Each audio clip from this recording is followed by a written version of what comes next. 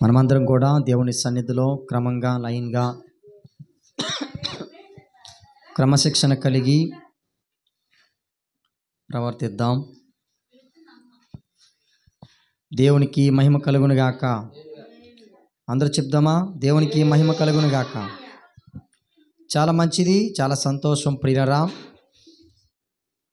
మరి దేవుడు తన కృపలో మనల్ని జ్ఞాపకం చేసుకొని మరొక దినాన్ని దేవుడు మనకిచ్చాడు.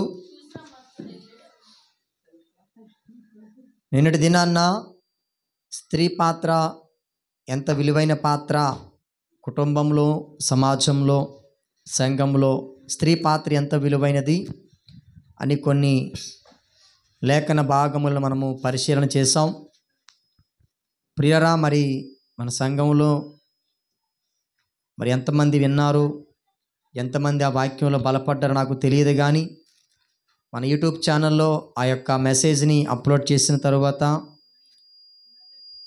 చాలామంది ఆ యొక్క వీడియోను చూశారు. నేనంటాను, వారు దేవుని యొక్క వాక్యం ద్వారా బలపరచబడ్డారని నేను అనుకుంటూ ఉన్నాను. దేవునికి మహిమ కలుగును గాక.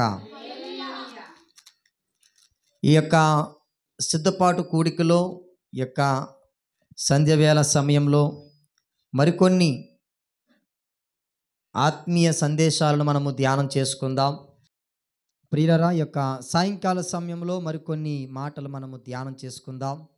శ్రద్ధగా దేవుని యొక్క వాక్యాన్ని విందాం. మనం ఎన్నో మరి పనులన్నిటిని విడిచిపెట్టి మరి చక్కగా మరి దేవుని సన్నిధికి వచ్చాము. దేవుని యొక్క మాటలో వినాలని దేవుని సన్నిధికి వచ్చినటువంటి మనము అనాలోచనగా ఉండకుండా ఏదో సరదాగా కాసేపు మందిరంలో గడపాలి అన్నట్టుగా కాకుండా మనము దేవుడు నాతో ఏం మాట్లాడబోతూ ఉన్నాడు, దేవుని మాట నన్ను బలపరుస్తుంది, నన్ను ఆదరిస్తుంది, దేవుడు నాతో ఈ యొక్క సమయంలో నన్ను దర్శించబోతున్నాడని నమ్మి విశ్వసించి దేవుని యొక్క సన్నిధిలో దేవుని యొక్క వాక్యాన్ని మనము వింటూ ఉన్నప్పుడు ఖచ్చితంగా ఆ మాటలు మరి మేలుకరంగా దీవెనకరంగా ఉంటాయని నేను మీకు తెలియజేస్తూ ఉన్నాను. కనుక ప్రియరా,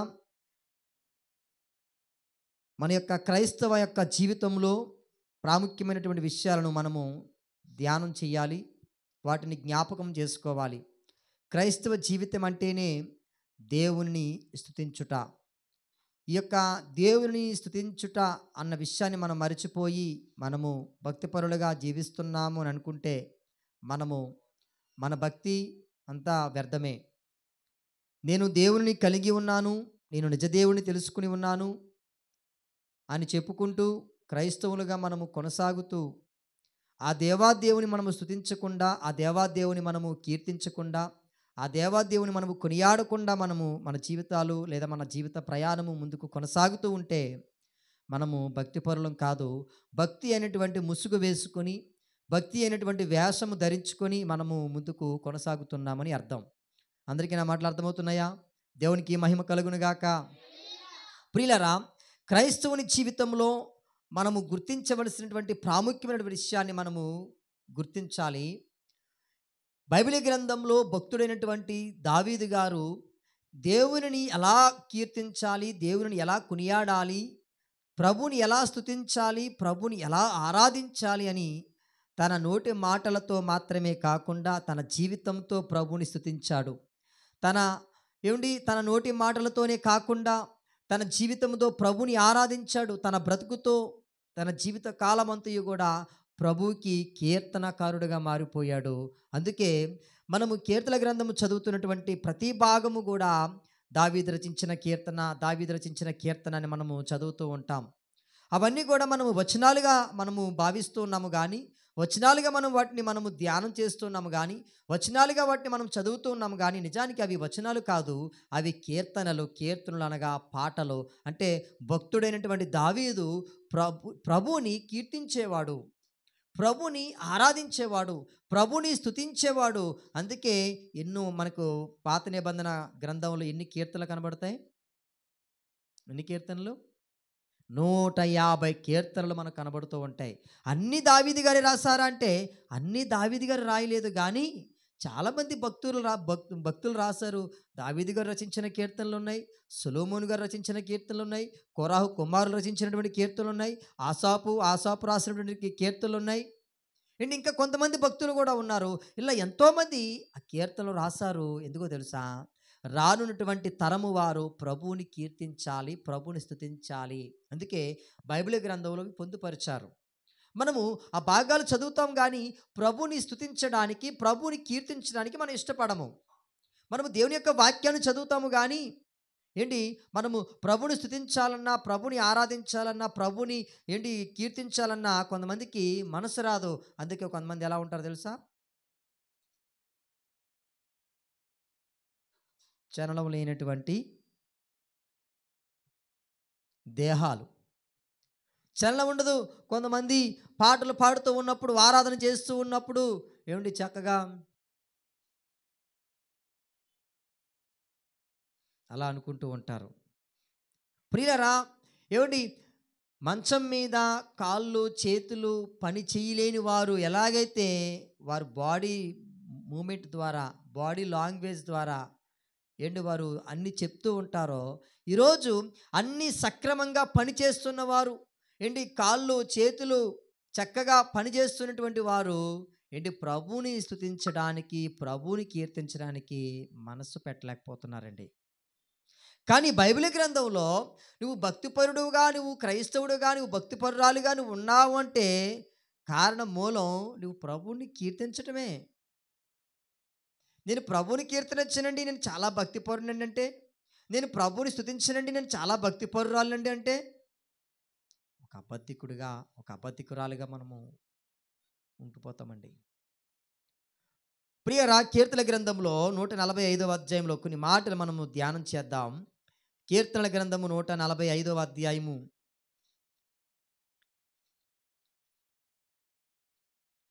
10వ వచనం చదువుదాం. యెహోవా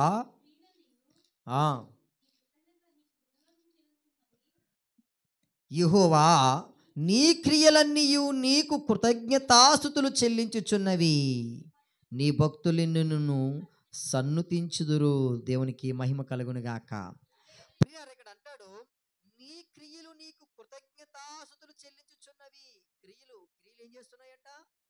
అందరూ నా వైపు చూడాలి. క్రియలు ఏం చేస్తున్నాయి? క్రియలు దేవుణ్ణి కొనియాడుతూ ఉన్నాయి, క్రియలు దేవుణ్ణి స్తుతిస్తూ ఉన్నాయి, క్రియలు దేవునికి కృతజ్ఞతాస్తుతులు చెల్లిస్తున్నాయి. క్రియలు దేవుని ఎలా స్తుతించగలవండి? క్రియలు దేవునికి ఎలా కృతజ్ఞతలు చెల్లించగలవు? క్రియ అనగా ఏంటి తెలుసా? పని. అంటే పనులు ఏం చేస్తున్నాయట? దేవునికి కృతజ్ఞతాస్తుతులు చెల్లిస్తూ ఉన్నాయి. ప్రియరా, పనులే దేవునికి కృతజ్ఞతాస్తుతులు చెల్లిస్తే పని చేసిన వారు ఇంకెంతగా పని చేయవలసిన వారు, పనికి ప్రతిఫలము పొందిన వారు ఇంకెంతగా ప్రభుని స్తుతించాలో, ఇంకెంతగా ప్రభు కృతజ్ఞతాస్తుతులు చెల్లించాలో ఒకసారి ఆలోచన చేయండి. నీ క్రియలు నీకు కృతజ్ఞతాస్తుతులు చెల్లించుచున్నవి, నీ భక్తులు నిన్ను సన్నుతించెదరు. భక్తులే దేవుణ్ణి స్తుతించగలరు, భక్తులు దేవుణ్ణి కీర్తించగలరు. మనము భక్తిపరులుగా మనముంటే మనము ఖచ్చితంగా ప్రభుని స్తుతిస్తాం. భక్తిపరులుగా ఉంటే మనము ఖచ్చితంగా ప్రభుని ఆరాధిస్తాం. ప్రభుని ఆరాధించడానికి నోటిలో నుండి మాట రాదు కానీ ప్రియరా, కొన్ని సందర్భాలలో మన స్వరం ఎంతైతే ఉందో అంత స్వరాన్ని తీస్తాం. ప్రభుని పాడడానికి, ప్రభుని గూర్చి పాడడానికి మన స్వరము రాదు కానీ కొన్ని సందర్భాల్లో మనము మన గొంతు ఎంత ఉందో అంత గొంతు తీస్తాం. కళ్ళెము వేసుకోవలసిన చోట మనము కళ్ళెము వేసుకోకుండా ప్రియరా, మన స్వరాన్ని ఏం చేస్తాం తెలుసా? వీధుల పాలు చేస్తూ ఉన్నాం. మన స్వరాన్ని ప్రియరా, బజారు పాలు చేస్తూ ఉన్నాం. కానీ దేవుడు యాకోబు పత్రిక చూడండి, ఒక మంచి మాట కనబడుతుంది. యాకోబు పత్రిక 1వ అధ్యాయంలో చూడండి, ఇక్కడ మంచి మాటలు కనబడతాయి. ఎవడైనను నోటికి కళ్ళెము పెట్టుకొనక తన హృదయమును మోసపరుచుకొనుచు భక్తి గలవాడనని అనుకుని ఎడల వాని భక్తి వ్యర్థమే. నోటికి కళ్ళెము వేసుకోకుండా, వింటున్నారా? నోటికి కళ్ళెము వేసుకోకుండా తన హృదయమును మోసపరుచుకొనుచు భక్తి గలవాడిని అనుకుని ఎడలా ఏంటి, తన హృదయాన్ని మోసం చేసుకుంటూ నోటికి కళ్ళెం వేసుకోకుండా నేను భక్తి చేస్తున్నాను, నేను చక్కగా నేను భక్తి కలిగి ఉన్నాను అని అనుకుంటే ఆ భక్తి ఎలాంటిదట? ఆ భక్తి వ్యర్థమే. ఆ భక్తి వ్యర్థమైపోతుంది. ఏంటి, ఒక మాట జ్ఞాపకం చేస్తాను. నేల మీద పడిన నీటిని మీరు తీయగలరా? చెప్పండి. నేల మీద పడిన నీటికి ఏమైనా ప్రయోజనం ఉంటుందా? ఏం ప్రయోజనం ఉండదండి. అది తేనైనా ప్రయోజనం ఉండదు. అలాగే ప్రియరా, మన జీవితానికి కళ్ళెం వేసుకోకుండా మనం ఎంత భక్తి చేసినా ఆ భక్తి వ్యర్థం. హృదయంలో మోసం చేసుకుంటూ ప్రభుని ఆరాధించడానికి, ప్రభుని గణపరచడానికి, ప్రభుని స్తుతించడానికి, ప్రభువును కీర్తించడానికి మనము గలమెత్తి పాడకుండా మన గొంతుని అంచేసుకుంటూ అక్కడ మనము మన గొంతుకు మన నోటికి మనము ఏంటి కళ్ళెము వేసుకుంటూ సమాజంలో ఆ నోటికి ఏం చేస్తున్నాం? కళ్ళెం లేకుండా చేస్తున్నాం. అప్పుడు ఆ నోరు ఏమైపోతుందట? బజారు పాలైపోతుందట. ఆ నోరు వీధుల పాలైపోతుందట. ఆ స్వరము ఏంటి అవహేళన చేయబడుతుందట. దేవుడు నోటికి కళ్ళెము వేసుకోమన్నాడు. ఎప్పుడు తెలుసా? నువ్వు సమాజంలో ఉన్నప్పుడు, నువ్వు నలుగురిలో ఉన్నప్పుడు నీవు నీ నోటికి కళ్ళెము పెట్టుకోవాలి, కళ్ళెము వేసుకోవాలి. ప్రియరా, ప్రతి మనిషి కూడా నోటికి కళ్ళెం వేసుకుంటే సమాజంలో ఏ గొడవలు ఉండవు. దేవునికి స్తోత్రం కలుగును గాక. అందరూ చెప్దామా? ప్రతి మనిషి కూడా తన నోటికి కళ్ళెం వేసుకుంటే ఈ సమాజంలో, ఈ ప్రపంచంలో, ఈ భూమి మీద ఏ సమస్య ఉండదు, ఏ గొడవ ఉండదు. నోటికి కళ్ళెము లేకుండా చేస్తూ ఉన్నారు. కంటిన్యూ చదువుదాం. 27వ వచనం. తండ్రి అయిన దేవుని ఎదుట పవిత్రమును నిష్కలంకమునైన భక్తి ఏదనగా, చూస్తున్నారా? అంటే దేవుడు కళ్ళెము పెట్టుకోకపోతే భక్తి వ్యర్థం అంటున్నాడు. నిజమైన భక్తి అంటూ చెప్తున్నాడు. దిక్కులేని పిల్లలను, విధవరాండ్రను వారి ఇబ్బందిలో పరామర్శించుటయు, యహలోక మాలిన్యము తన కంటకుండా తన్ను తాను కాపాడుకొనుటయే. ప్రియరం, తన్ను తాను కాపాడుకొనుటయునే భక్తి అని దేవుడు తెలియజేస్తున్నాడు. ఈ సందర్భంలో ఆయన ఏమంటున్నాడు తెలుసా? యహలోక మాలిన్యము తన కంటకుండా. ఈ లోక మాలిన్యము మనకు తెలుసు. మన భాషలో మాలిన్యం అంటే అర్థం కాదు. మైల్ అంటే తెలుసు మనకు బాగా. చెప్పండి అందరూ కూడా. మైల్ అంటే తెలుసు. మైలండి, కీడండి, మైలు అంటారు. ప్రభు ఏమని తెలుసా? ఈ లోక మాలిన్యము అది పాపానికి సంబంధించినది. ఈ లోక మాలిన్యము తనకంటకుండా తను తాను కాపాడుకోవాలి. అది భక్తి అంటే దేవుడు మాట్లాడుతున్నాడు. భక్తికి నిర్వచనం ఏమిటంటే ఈ హలోక మాలిన్యము అంటకుండా తను తాను కాపాడుకున్నటే నిజమైన భక్తి. భక్తికి ఆధారము, భక్తికి పునాది ఇహలోక మాలిన్యాన్ని. మనం అంటే ఇహలోక మాలిన్యము మనకి ఎలా అంటుకుంటుందో తెలుసా? మన నోటికి కళ్ళెము పెట్టుకోకపోతే మాలిన్యం మనకు అంటుకుంటుందండి. అర్థమవుతున్నాయా? మన నోటికి కళ్ళెము పెట్టుకోకపోతే, మన నోటికి కళ్ళెము వేయకపోతే మాలిన్యం మనకు అంటుకుంటుంది. నోటికి కళ్ళెం వేసుకున్నాం అనుకోండి, ఏ మాలిన్యం మనకు అంటుకోదు. అప్పుడప్పుడు చూడండి, ఎవరైనా అక్కడ సిగరెట్ తాగారనుకోండి, ఇక్కడున్న మనకు ఆ సిగరెట్ స్మెల్ వచ్చేస్తుంది. ఎందుకు వస్తుంది? గాలి పీలుస్తాం కనుక ముక్కుతో. ముక్కుకి కళ్ళెం వేస్తే బాగుంటుందా? ముక్కుకి కళ్ళెం వేస్తే అక్కడ మన ఊపిరి ఆగిపోద్ది. మరుసటి రోజు మీకోసం సమాధి పెట్టి సిద్ధం చేయాలి. ముక్కుకి కళ్ళెం వేసామనుకోండి, ఊపిరి ఆగిపోద్ది. కాబట్టి ముక్కుకి కళ్ళెం వేయం కాబట్టి ఎక్కడో ఉన్నటువంటి ఆ దుర్వాసన మన ముక్కులో నుంచి లోపలికి వెళ్ళిపోతుంది. ఏంటి, అదే ముక్కు కళ్ళెం ఉంటే ఆ శ్వాస, ఆ యొక్క దుర్వాసన మన లోపలికి వెళ్ళదు. ఇది మనకు అర్థమైతే మన నోటికి కళ్ళెం వేసుకుంటే ఈ లోక మాలిన్యం కూడా మనకు అంటకుండా ఉంటుందట. నోటికి కళ్ళెము వేయకపోవడం వల్ల ఇహలోక మాలిన్యం అడ్డుకుంటుంది ప్రియారా. ఏమండి, కొంతమంది హృదయానికి ఏమేరు, కళ్ళు వేరు. నోటికి కళ్ళు వేశానండి పాస్టర్ గారు, హృదయానికి వేశారా? కొంతమంది హృదయానికి వేరు కళ్ళు. ప్రియరా, మనము నిజమైన భక్తులుగా ఉండాలని దేవుడు కోరుకుంటూ ఉన్నాడు. ప్రియరా, మన భక్తిని మనము కాపాడుకోవాలి. ఏంటి, ఈ లోకంలో దేవుని కొరకు మనము బ్రతకాలి, ఈ లోకంలో దేవుని కొరకు మనము జీవించాలి, ప్రభుని ఎప్పుడు కీర్తిస్తూ ఉండాలి, ప్రభుని ఎప్పుడు కొనియాడుతూ ఉండాలి. దావీదు గారిని ప్రియరా, తన అన్నలు అందరూ కూడా దావీదు గారికి గొర్రెలు అప్పగించి, ఒరే నీ జీవితం నీ బ్రతుకు గొర్రెలు కాసుకోవడమేరా అని, ఏంటి ఆ గొర్రెలు మేపడమే నీ బ్రతుకని ఆ గొర్రెలను ఇచ్చి దావీదు గారికి ఆ పని అప్పగిస్తే, దావీదు గారు నా బ్రతికేటిలాగైపోయింది, మా నాన్నగారు గొప్పోడు కదా, మా అన్నలు చాలా గొప్పోళ్ళు, నేనేటిలాగైపోయాను అనుకున్నాడా? అనుకోలేదు. ప్రియరా, తన తండ్రి గొప్పవాడే, తన అన్నలు గొప్పవారే. ఏంటి, అన్నలను చూడలేదు, తండ్రిని చూడలేదు.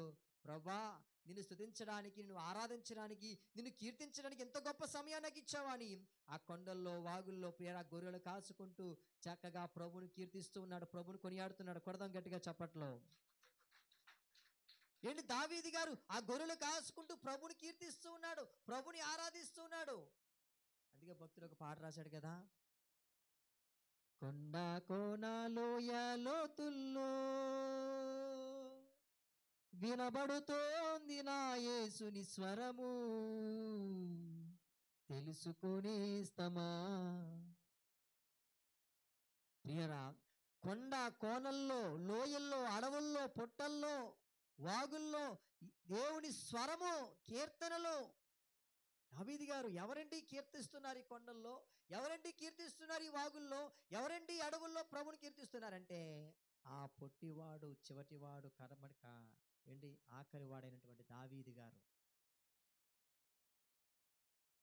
అన్నలందరూ బిజీ అయిపోయారు, సమాజంలో, వ్యాపారంలో, ఉద్యోగంలో, అన్నిట్లో బిజీ అయిపోయారు.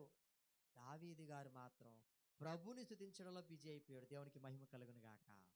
ప్రియరా, మనం ఎప్పుడు కూడా ప్రభుని కీర్తించేవారుగా ఉండాలి, ప్రభుని స్తుతించేవారుగా ఉండాలి, ప్రభుని మనము ఆరాధించేవారుగా ఉండాలండి. ప్రభుకి ఎవరంటే ఇష్టం తెలుసా? ఆయన ఎవరైతే ఎక్కువగా ఆరాధిస్తారో వారంటే చాలా ఇష్టం అండి. ఎవరైతే ప్రభుని అప్పుడు చూడండి, మన పిల్లలు కూడా ఏంటి, ఈ లాజిక్ మనకు బాగా అర్థమైతే ప్రభు యొక్క మనసు మనకు అర్థమవుతుంది. పిల్లలు మనకి ఎవరైతే దగ్గరగా ఉంటారో, ఎవరైతే మనల్ని ఎక్కువగా మనకి అటాచ్మెంట్ కలిగి ఉంటారో, మనల్ని ఎక్కువ ప్రేమిస్తారో, మనతో ఎక్కువగా మాట్లాడుతూ ఉంటారో, వాళ్ళని ఎక్కువ మనం ప్రేమిస్తాం. మన గర్భాన్ని పుట్టిన పిల్లలే కదా, అందరినీ ఒకలా ఎందుకు ప్రేమించాం? ఏమండి, మీకు చిన్న ఎగ్జాంపుల్ చెప్తాను. యాకోబు గారికి ఎంతమంది పిల్లలు? 25 మంది, అంతేనా? చెప్పండి, యాకోబు గారికి ఎంతమంది పిల్లలు? 25 మంది. అబ్రహాం గారికి ఎంతమంది పిల్లలు? ఇస్సాక్ గారికి ఎంతమంది? ఏం తెలియదు మనకి. ఏమండి, అబ్రహాంకి ఒకే ఒక్కడు కుమారుడు ఇస్సాకు. ఇస్సాక్ ఎంతమంది చెప్పండి? యాకోబు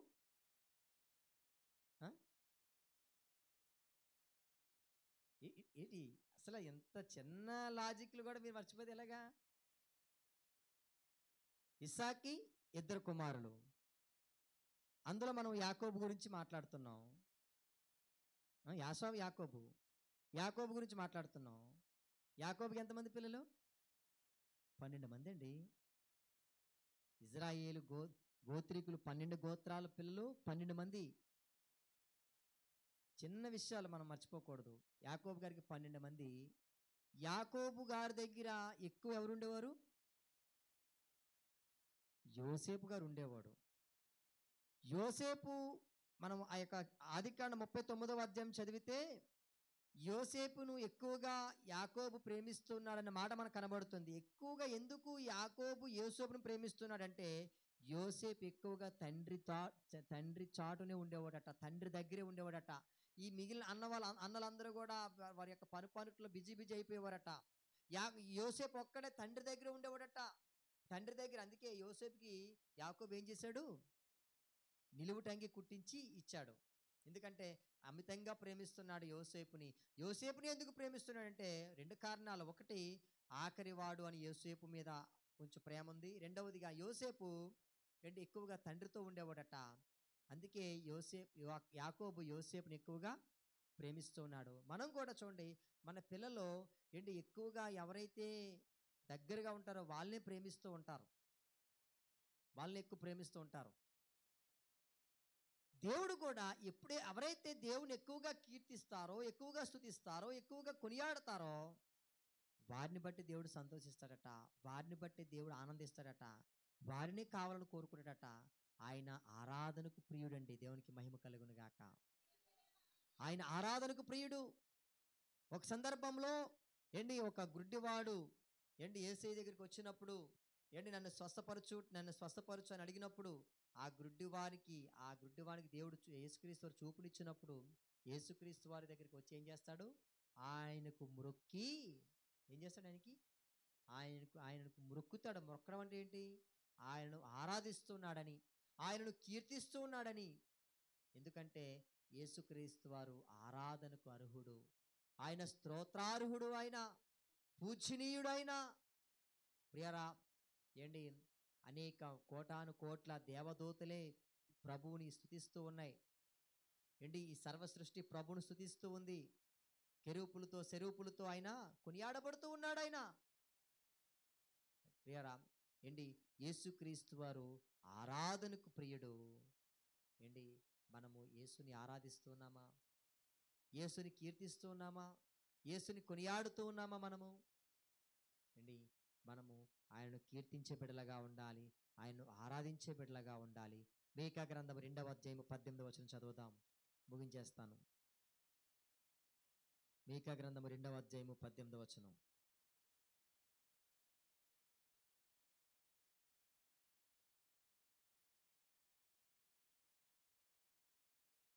చదవాలి.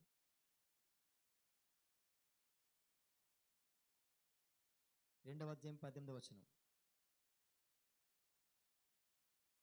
8వ వచనం చూడండి ఒకసారి. ఉమ్, ఉమ్. 2వ అధ్యాయము ఎన్నో వచనం చదవండి. ఇప్పుడే కదా నా జనులు శత్రులైరి, నిర్భయముగా సంచరించి వారిని చూచి వారి మాత్రం విడిచి వారి పైవస్త్రములను లాక్కొందురు.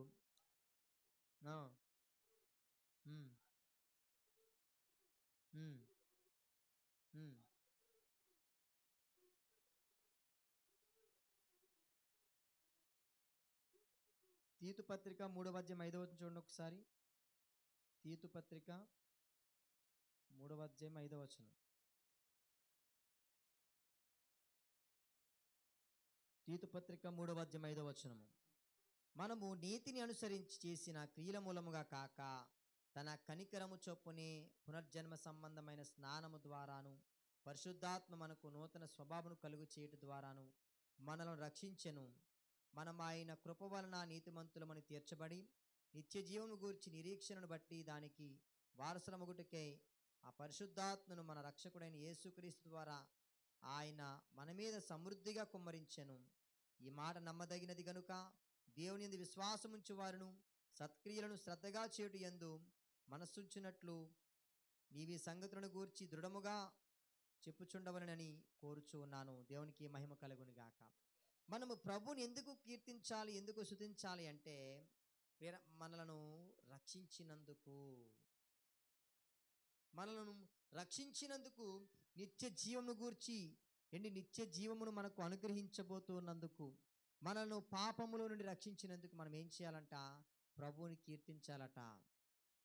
ప్రభుని ఎందుకు కీర్తించాలంటే ఈ లోకంలో అన్నిటికన్నా భారమైనది, ఈ లోకంలో అన్నిటికన్నా కష్టమైనది ఏమిటంటే పాప భారము. ఈ పాప భారము చాలా కఠినమైనది, చాలా కష్టమైనది. ఈ పాప భారాన్ని ఎవరు తీయలేరు, ఎవరు మోయలేరు. అటువంటి పాప భారాన్ని మన ప్రభువు మన మీద నుండి తీసివేసి మనలను రక్షించినందుకు మనం ఏం చేయాలంటే ప్రభువుని కీర్తించాలి, ప్రభువుని కొనియాడాలి. ఈ పాప భారాన్ని ఏంటి ఎవరు మొయ్యలేరు, ఎవరు తీయలేరు. ఒకవేళ ఎవరైనా తీయగలిగితే వారిని కొనియాడదాం. ఎవరైనా తీయగలరా? ఈ పాప భారాన్ని ఎవరైనా మొయ్యగలరా అంటే సమాజంలో, ఈ ప్రపంచంలో ఎవ్వరూ మొయ్యలేరు. పేతురుగా రాసినటువంటి మొదటి పత్రిక మొదటి అధ్యాయంలో 14వ వచనంలో మంచి మాటలు కనబడతాయి. నేను పరిశుద్ధుడనై ఉన్నాను గనుక మీరును పరిశుద్ధులైనని వ్రాయబడి ఉన్నది కదా. వ్రాయబడి ఉన్నది కాగా మీరు విధేయులకు పిల్లలై మీ పూర్వపు అజ్ఞాన దశలో మీకుండిన ఆశలను అనుసరించి ప్రవర్తింపక మిమ్మల్ని పిలిచిన వాడు పరిశుద్ధుడై ఉన్న ప్రకారము మీరును సమస్త ప్రవర్తన యందు పరిశుద్ధులై ఉండుడి. మనం పరిశుద్ధులుగా చేసినందుకే మనం ఏం చేయాలంటే ప్రభువుని కీర్తించాలి. ఎవరు చేయగలరు మనల్ని పరిశుద్ధులుగా? ఏంటి, నల్లగా ఉన్నోళ్ళు తెల్లగా చేయగలుగుతున్నారు. చేస్తున్నారు లేదా? మళ్ళా కొన్ని రోజులకి మళ్ళీ నలుపు వచ్చేస్తుంది. ఏంటి, మేకప్లు రాసి అవి రాసి ఇవి రాసి ఏంటి నల్లగా ఉన్న వాళ్ళు తెల్లగా చేస్తున్నారు. ఏంటి, తెల్ల జుట్టు ఉన్న నల్ల జుట్టు అయిపోతుంది. ప్రియరా, ఇలాంటి కొన్ని మార్పులు మనకు సమాజంలో కనబడుతూ ఉన్నాయి. కానీ పాపులమైనటువంటి మనలను పవిత్రులుగా ఎవరైనా మార్చగలరా? ఎవరు మార్చలేరండి. ఒకరోజట ఏంటి, ఒక వ్యక్తి పావురాలకి మంచి ఏం చేస్తున్నాడట, వడ్లేస్తున్నాడట, ఆహారం వేస్తున్నాడట. ఈ కాకి చెట్టు మీద నుంచి చూస్తుందట. ఏంటి, ఇతన పావురాలన్నింటినీ పిలిచి ఆ మంచి ఆహారం వేస్తున్నాడు, నాకేమో ఆహారం లేదు, 2 రోజుల నుంచి నాకు ఆహారం లేదు, నేనేం చేయాలి అని ఆలోచించిందట. అయితే ఒళ్ళంతా కూడా తెల్లటి సున్నం రాసుకొని ఆ పావురాల మధ్య గుంపులోకి వెళ్ళిపోయిందట. వెళ్ళిపోయి చక్కగా ఆ పావురాల గుంపులో చక్కగా ఆ ఒడ్లు ఆహారం తింటుందట. అబ్బా, నాకు ఎంత మంచి ఆహారం దొరికింది, అబ్బా నేను ఎంత గొప్పదాన్ని అయిపోయాను, నేనెంత అని తను మురిసిపోతుందట. అయితే ప్రియారా, ఇంకో కాకి చెట్టు మీద నుంచి కావ్ కావ్ అన్నదట. ఏమన్నది? వెంటనే ఈ కాకి ఏం చేసిందట, కావ్ కావ్ అన్నదట. అప్పుడు ప్రియారా పావురాలన్నీ కూడా సపరేట్ అయిపోయినాయట. కాకి ఒక్కతే మిగిలిపోయిందట అక్కడ. అంటే కాకి ఏం చేసింది, అక్కడికి ముసుగేసుకుని వచ్చింది. ఏంటి, ఎంతకాలం ముసుగులో ఉండగలం చెప్పండి? ఎంతకాలం ముసుగు కింద ఉండగలం? ఎంతకాలం భక్తిపరులుగా నటించగలం? ఎంతకాలం మనము ఏంటి నేను భక్తిపరుడను, నేను భక్తిపరురాలని అని మన వ్యాసం వేసుకుని ఉండగలం? నేను క్రైస్తవుణ్ణి అని ఎంతకాలం మనం ఉండగలం? మన క్రియలు లేకుండా ఏంటి, మన జీవన విధానం లేకుండా మనము క్రైస్తవులను చెప్పుకున్నంత మాత్రం క్రైస్తవం అయిపోతామా? ఒకసారి ఆలోచన చేయండి. అందుకే అంటాడు ఏంటి, మనము నిజమైన భక్తిపరులుగా ఉండాలి, ప్రభుని కీర్తించే భక్తిపరులుగా ఉండాలి, ప్రభుని ఆరాధించే భక్తిపరులుగా మనం ఉండాలి, ప్రభుని కొనియాడే బిడ్డలుగా మనం ఉండాలి. ఏంటి, ఎప్పుడు కూడా ఏ సమయంలో అంటే ఏ సమయంలోనైనా మనము ప్రభుని కీర్తించవచ్చు, ఏ సమయంలోనైనా మనం ప్రభుని ఆరాధించాలి. ఏంటి, ఈ సమయం ఆ సమయం అని లేదండి. ఏ సమయంలో మనం ఆరాధించినా, ఏ సమయంలో మనం ప్రభుని కీర్తించినా ప్రతి ఆరాధన ఏంటి ఆయనకే చెందుతాయి.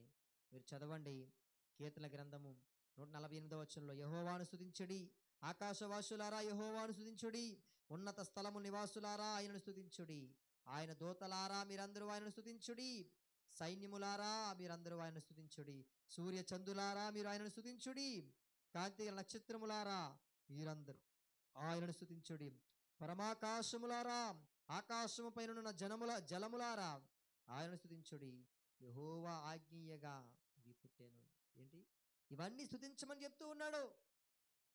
అదే 149వ అధ్యాయంలో యెహోవాకు కొత్త కీర్తన పాడుడి, భక్తులు కూడుకొని సమాజంలో ఆయనకు స్తోత్ర గీతము పాడుడి, ఇజ్రాయేలు తమ్మును పుట్టించు వారిని బట్టి సంతోషించుదురుగాక, సియోను జనులు తమ రాజును బట్టి ఆనందించుదురుగాక. ఏంటి, నాట్యముతో వారు ఆయన నామమును స్తుతించుదురుగాక, తంబురతోనూ సితారతోనూ ఆయనను గూర్చి గానము చేయుదురుగాక. ఆయన తన ప్రజల యందు ప్రీతి గలవాడు, ఆయన దీనులను రక్షణను అలంకరించును. ఎన్నో కీర్తనలు ప్రభువుని స్తుతించినట్టుగా మనకున్నాయి, ఆధారాలు ఉన్నాయి. కానీ ప్రభువుని స్తుతించడానికి ఇంకా నువ్వు వెనుకబడుతున్నావేమో ఒకసారి ఆలోచన చేసుకో. దేవుడి రాత్రికాల సమయంలో మనందరితో మాట్లాడుతున్నాడు. ఆయన ఒక భక్తుడు ఒక పాట రాశాడు కదా, దేవుని స్తుతించుడి, ఎల్లప్పుడు దేవుని స్తుతించుడి. ఆ దేవుని స్తుతించుడి, ఎల్లప్పుడు దేవుని స్తుతించుడి. ఆయన పరిశుద్ధ ఆలయమందు, ఆయన పరిశుద్ధ ఆలయమందు, ఆయన ఆయన సన్నిధిలో ఎల్లప్పుడు దేవుని మైక్లో పాడండి, మైక్లో పాడండి. దేవుని స్తుతించుడి, ఎల్లప్పుడు దేవుని స్తుతించుడి. ఆయన బలమును ప్రసిద్ధి చేయు, ఆయన బలమును ప్రసిద్ధి చేయు ఆకాశ విశాలమందు. లమందు ఎల్లప్పుడు దేవుని స్తుతించుడి. దేవుని స్తుతించుడి, ఎల్లప్పుడు దేవుని స్తుతించుడి. సన్నతంతుల సితారతోను, సన్నతంతుల సితారతోను, చక్కని స్వరములతో, చక్కని స్వరములతో ఎల్లప్పుడు దేవుని స్తుతించుడి. దేవుని స్తుతించుడి, ఎల్లప్పుడు దేవుని స్తుతించుడి. సకల ప్రాణులు యెహోవాను, సకల ప్రాణులు యెహోవాను స్తుతించుడి. హల్లెలూయా, ఆమేన్. హల్లెలూయా, ఆమేన్. ఎల్లప్పుడు దేవుని స్తుతించుడి. దేవుని స్తుతించుడి, ఎల్లప్పుడు దేవుని స్తుతించుడి. దేవుని స్తుతించుడి, ఎల్లప్పుడు దేవుని స్తుతించుడి. ప్రార్థన చేసుకుందాం. మహాపరిశుద్ధుడా, మహోన్నతుడా, సర్వశక్తిమంతుడైన దేవానికి స్తోత్రాలు ప్రభువా. దేవా, ఇదిగో నాయన, బైబిల్ గ్రంథంలో మేము చదువుతూ ఉన్నప్పుడు తండ్రి ప్రభువా, భక్తులు ఎక్కువగా నేను స్తుతించారు, నేను కీర్తించారు, నేను కొనియాడారు ప్రభువా. దేవా, ఇదిగో వారు కేవలము నోటి మాటతో మాత్రమే కాదు, వారి క్రియలతో, వారి జీవితముతో నాయన నేను కీర్తించారు, నేను కొనియాడారు ప్రభువా. అయా, ఈ దినాల్లో జీవిస్తున్నటువంటి మేము పైకి భక్తిపరులుగా, పైకి మేము క్రైస్తవులుగా చలామణి అవుతూ నిన్ను కీర్తిస్తున్నామని, నిన్ను కొనియాడుతున్నామని అనుకుని ముసుగు వేసుకొని మేము అయినా మా జీవితాలను మేము కొనసాగిస్తున్నామేమో ప్రభా. ఈ రాత్రి మీరు మాతో మాట్లాడారు నాయన. అయ్యా, ముసుగు ఎంతకాలము, ఏదో ఒక రోజు ముసుగు జారిపోతూ ఉంది, ఏదో ఒక రోజు ముసుగు చిరిగిపోతూ ఉంది నాయన. అయ్యా, నిజమైన భక్తిపరులుగా, నిజమైన మేము క్రైస్తవులముగా ఉండడానికి సహాయము దయచేయండి ప్రభా. నిన్ను కీర్తించే బిడ్డలుగా, నిన్ను ఆరాధించే బిడ్డలుగా మేము ఉండాలి నాయన. దేవా, నేను కీర్తించడానికి మేము సిగ్గుపడుతూ ఉన్నామా అయ్యా? నిన్ను ఆరాధించడానికి మేము సిగ్గుపడుతున్నామా అయ్యా? ఇదిగో ఆకాశములు నిన్ను స్తుతిస్తూ ఉన్నాయి, పర్వతాలు నిన్ను స్తుతిస్తూ ఉన్నాయి, కొండలు నిన్ను స్తుతిస్తూ ఉన్నాయి అయ్యా, నక్షత్రాలు నిన్ను స్తుతిస్తూ ఉన్నాయి, దేవదూతలు నిన్ను స్తుతిస్తూ ఉన్నారు ప్రభా. నీ పోలికలో సృజించబడినటువంటి మేము నిన్ను స్తుతించలేకపోతున్నాం ప్రభా. దేవా, ఇదిగో తండ్రి, మా కళ్ళు తెరిచావు నాయన, నీకు స్తోత్రం. దేవా, ఇది మొదలుకొని నాయన ఇదిగో ప్రతి ఒక్కరూ ప్రభు దీన్ని స్తుతించే వారిగా ఉండడానికి సహాయము దయచేయండి. నేను నా ప్రభువుని స్తుతిస్తూ ఉన్నాను, నేను నా ప్రభుని కొనియాడుతూ ఉన్నాను, నా ప్రభు ఆరాధనకు ప్రియుడు, ఆయనకు సమస్త మహిమ ఘనత ప్రభావములు ఆయనకే కలగాలని ప్రతి ఒక్కరూ ప్రభు మంచి మనస్సాక్షితో నిన్ను స్తుతించే మనస్సును దయచేయమని ప్రార్థన చేస్తూ ఉన్నాను. ఇదిగో తండ్రి, కూడి వచ్చిన బిడ్డలను జ్ఞాపకం చేసుకోండి. ఇంతవరకు వాక్యమైన బిడ్డలను మీరు జ్ఞాపకం చేసుకోండి నాయనానికి స్తోత్రాలు ప్రభా. ఇదిగో ఇంకను కొంతమంది రాలేదు నాయన దేవా, ఇదిగో వారితో మీరే మాట్లాడండి నాయన. మీరే వారిని మీ సన్నిధికి తీసుకుని రండి నాయన దేవా. రేపు పునరుద్ధాన దినమందు, విశ్రాంతి దినమందు ప్రభా, ఇదిగో చక్కగా ఆరాధన జరగడానికి సహాయము దయచేయండి. సంఘ బిడ్డలందరూ కలిసి రావడానికి సహాయము దయచేయండి, కృప చూపించండి దేవా. ఇదిగో నాయనా తండ్రి, మేమందరం నిన్ను కలిసి ఆరాధించే భాగ్యాన్ని మా అందరికీ దయచేయమని ప్రార్థన చేస్తున్నాం. ఈ రాత్రి బిడ్డలందరికీ చక్కటి నిద్ర దయచేయండి. ఇదిగో నాయన, దర్శనాల ద్వారా, కళల ద్వారా మీరు మాట్లాడండి నాయన. ఇదిగో నేను ఎంతవరకు నిలబెట్టుకుని మీరు వాడుకున్నారు నాయన, మీకు స్తోత్రాలు. ఇంకను నాకు మంచి ఆరోగ్య బలమును శక్తిని దయచేయండి. నాకు ఇచ్చినటువంటి కుటుంబాన్ని బిడ్డలను దీవించి ఆశీర్వదించమని సంఘ బిడ్డలందరినీ మీ చేతులకు అప్పగించుకుంటూ మహిమయు ఘనతయు ప్రభావాలు మీకు చెల్లిస్తూ యేసు క్రీస్తు నామమున ఈ ప్రార్థన మనల్ని అడిగి వేడుకుంటున్నాము తండ్రి. ఆమేన్. ఆమేన్. యేసు రక్తమే జయము, ప్రభు యేసు రక్తమే జయం, ప్రభు యేసు రక్తము సంపూర్ణ విజయం, ఉపాధి క్రియలకనంత నాశనం కలుగునుగాక. ఆమేన్. ఆమేన్. మా అందరికీ వందనాలు. దేవుడు మిమ్మల్ని అందరినీ దీవించును గాక. రేపు విశ్రాంతి దినము, దయచేసి అందరూ